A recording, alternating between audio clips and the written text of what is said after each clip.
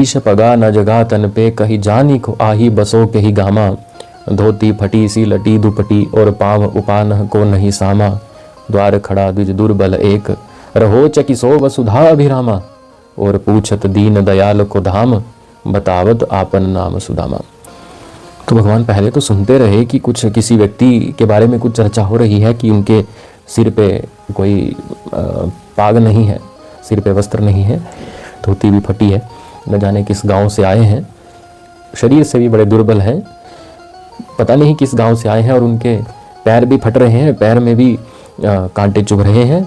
और अंत में कह देते हैं बतावत आपन नाम सुदामा। तो जब इस प्रकार भगवान ने नाम सुदामा जी का सुना तो सुन नाम सुदामा, सुनत ही प्रभु स्वर्ण सिंहासन छोड़ के भागे। अपने सिंहासन को छोड़ के प्रभु भागे हैं।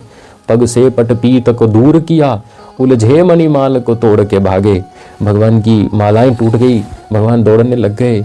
दौड़ते दौड़ते भगवान 1 डेढ़ी 2 डेढ़ी 3 डेढ़ी पार करके प्रभु भाग रहे हैं सुदामा जी से मिलने के लिए।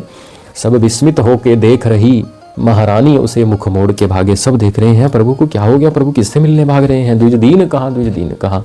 और दौड़ के भगवान मुख्य द्वार पे, द्वारिका के मुख्य द्वार पे पहुंचे हैं और सुदामा जी को गले लगा लिया है।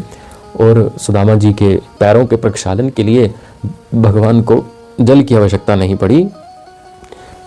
निज नैनन के जल सो पग धोए। भगवान ने अपने नैनों से ही, नैनों के जल से ही सुदामा जी के पैरों को, सुदामा जी के पाँवों को धो दिया है। तो इस प्रकार का प्रेम, इस प्रकार का मित्र भाव कृष्ण सुदामा का था। चर्चा आपने सुनी भी होगी, परंतु दर्शाने का तरीका थोड़ा ठीक नहीं है। तो ये कृष्ण सुदामा का जो चरित्र है बड़ा अद्भुत, बड़ा प्रेममयी है, बड़ा रसमयी है।